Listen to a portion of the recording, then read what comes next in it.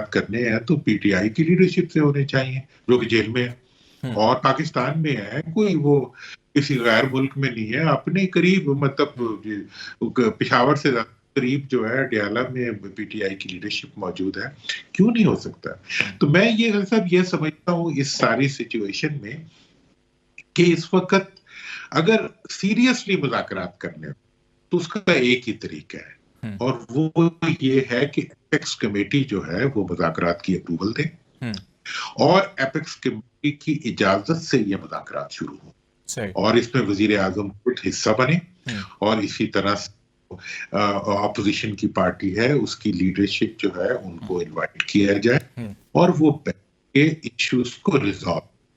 اس وقت جو ہے نا یہ گڈے گڈے کا کھیل ہو رہا ہے، وہ جی لکھ کے دیں، وہ جی نہیں ہاتھ سے لکھ کے دیں، اردو میں لکھ کے دیں، انگلش میں لکھ کے دیں، اور بھائی کھلی کچہری ہو رہی ہے یا مذاکرات ہو رہے ہیں؟